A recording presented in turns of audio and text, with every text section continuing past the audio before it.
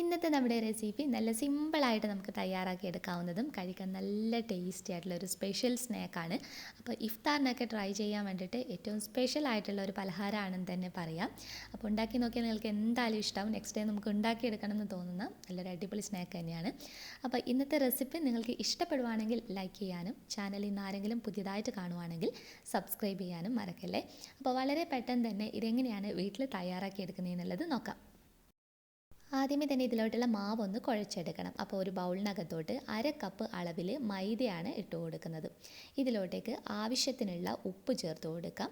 എന്നിട്ട് നന്നായിട്ട് ജസ്റ്റ് ഒന്ന് മൈദയും ഉപ്പും ഒന്ന് മിക്സ് ചെയ്തെടുക്കണം. എല്ലാം നന്നായിട്ട് മിക്സ് ആക്കി കഴിഞ്ഞ് കഴിഞ്ഞാൽ ഇതിനകത്തോട്ടേക്ക് നമുക്ക് വെള്ളം ഒഴിച്ചു കൊടുക്കാം. ചൂടുള്ള വെള്ളമൊന്നുമല്ല കേട്ടോ, നോർമൽ വാട്ടർ തന്നെയാണ് നമ്മൾ ഒഴിച്ചു കൊടുക്കുന്നത്.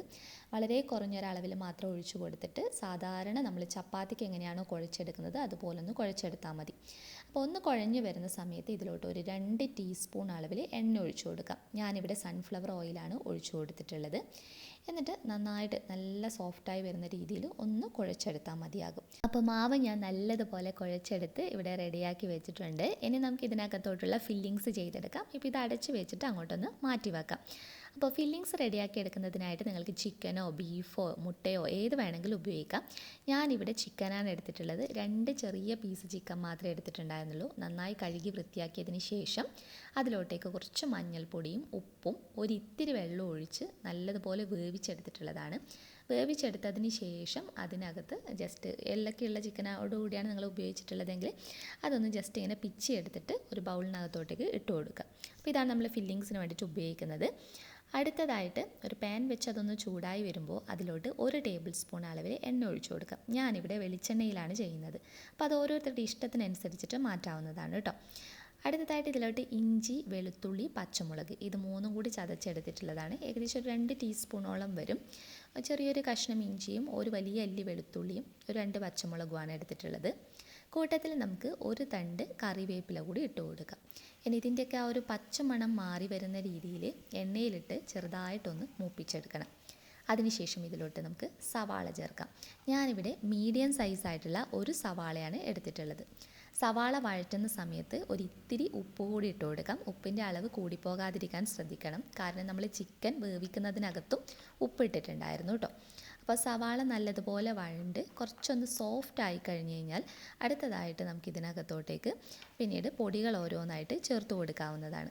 അപ്പോൾ ഫ്ലെയിം ചെറുതായിട്ടൊന്ന് കുറച്ച് വെക്കാം. എന്നിട്ടൊരു 2 നുള്ളു മാത്രം മഞ്ഞൾപ്പൊടി, 1/2 ടീസ്പൂൺ അളവിൽ ഗരം മസാല പൗഡർ, 1/4 ടീസ്പൂൺ അളവിൽ മുളക് പൊടി, വളരെ കുറഞ്ഞൊരളവിൽ മാത്രമേ നമുക്ക് പൊടി ആവശ്യമായിട്ടുള്ളൂ.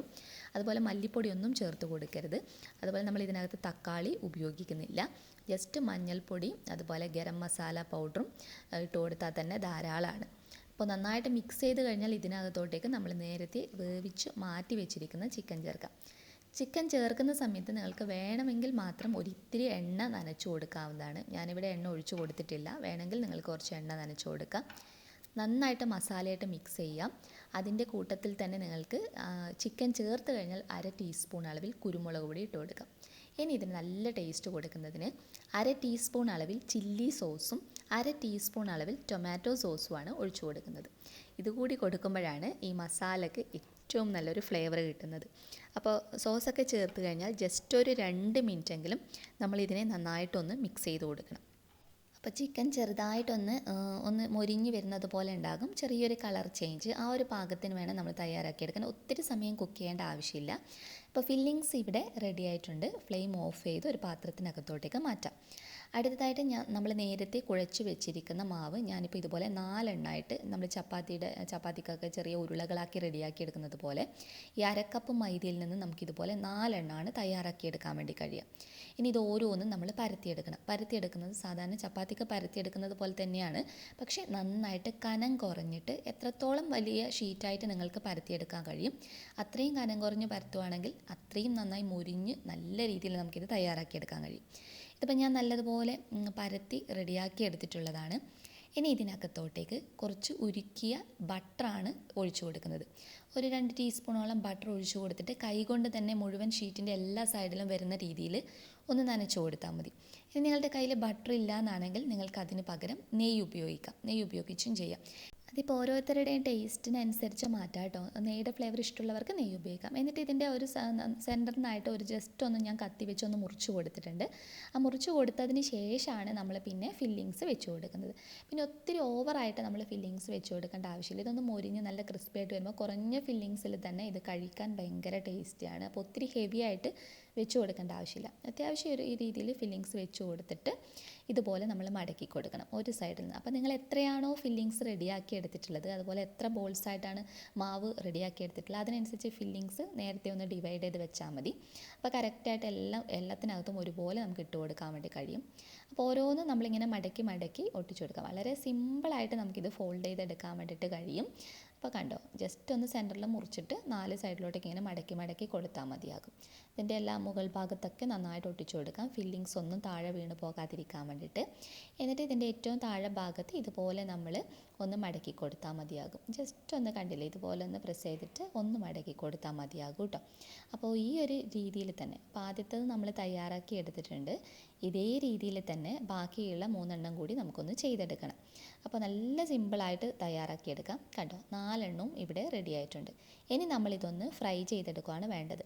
2 രീതിയിൽ നിങ്ങൾക്ക് ഫ്രൈ ചെയ്തെടുക്കാം. ഒന്നുകിൽ ഞാൻ ഇതുപോലെ പാനിൽ കുറച്ച് എണ്ണ ഒഴിച്ചു കൊടുത്തിട്ടുണ്ട്, എന്നാൽ മുങ്ങിക്കിടക്കാൻ പാകത്തിലുള്ള എണ്ണ ഒഴിച്ചിട്ടില്ല കേട്ടോ.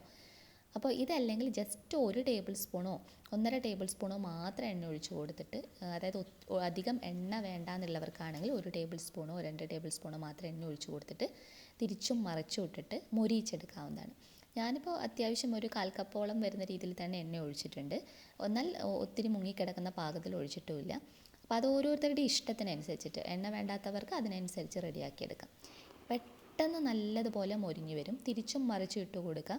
നന്നായിട്ട് കളറ് മാറി വരും. കണ്ടോ, ഈ ഒരു കളർ ഷെയ്ഡിലോട്ടേക്ക് മാറും. അപ്പോഴത്തേക്ക് നല്ല പുറമേ നല്ല ക്രിസ്പി ആയിട്ടുണ്ടാവും. നമ്മൾ സമൂസയുടെയൊക്കെ ആ ഒരു പുറം ഭാഗത്ത് വരുന്ന ആ ഒരു നല്ല ക്രിസ്പി ഉണ്ടല്ലോ അതേ ടെക്സ്ചറിൽ തന്നെ നമുക്ക് റെഡിയാക്കി എടുക്കാൻ വേണ്ടിയിട്ട് കഴിയും. അപ്പോൾ ഇതിൻ്റെ കൂടെ ടൊമാറ്റോ സോസ് വേണമെന്ന് നിർബന്ധമൊന്നുമില്ല, അല്ലാതെ കഴിക്കാൻ തന്നെ നല്ല അടിപൊളി ടേസ്റ്റാണ്. എന്നാൽ കൂടി നമുക്ക് സെർവ് ചെയ്യുന്ന സമയത്ത് കുറച്ചുകൂടി കാണാനൊരു ഭംഗിക്കും അതുപോലെ സോസൊക്കെ കഴിക്കാൻ ഒത്തിരി ഇഷ്ടമുള്ളവർക്കും വേണമെങ്കിൽ ടൊമാറ്റോ സോസ് ഇതിൻ്റെ കൂട്ടത്തിൽ സെർവ് ചെയ്യാവുന്നതാണ്. അപ്പോൾ നമ്മുടെ സ്നാക്ക് ഇവിടെ റെഡി ആയിട്ടുണ്ട്. നല്ല അടിപൊളിയായിട്ടുള്ള ടേസ്റ്റാണ്. ഞാൻ കൂടുതലൊന്നും പറയുന്നില്ല. ഇഫ്താറിന് നിങ്ങൾ എന്തായാലും ഒരു തവണയെങ്കിലും ഒന്ന് ട്രൈ ചെയ്ത് നോക്കൂ. ഇതിൻ്റെ ഉൾഭാഗം ഞാൻ ജസ്റ്റ് ഒന്ന് കാണിച്ചു തരാം. കണ്ടോ, നല്ല രീതിയിൽ റെഡിയായി കിട്ടിയിട്ടുണ്ട്. അപ്പോൾ എല്ലാവരും തീർച്ചയായിട്ടും ട്രൈ ചെയ്ത് നോക്കിയിട്ട് നിങ്ങളുടെ ഫീഡ്ബാക്ക് എന്താണെങ്കിലും അത് കമൻറ്റ് ചെയ്യാൻ മറക്കരുത്. നെക്സ്റ്റ് വീഡിയോയിൽ ഇനിയും നല്ലൊരു വെറൈറ്റി ഡിഷായി നമുക്ക് വീണ്ടും കാണാം. അതുവരെ ടേക്ക് കെയർ, ബൈ ബൈ.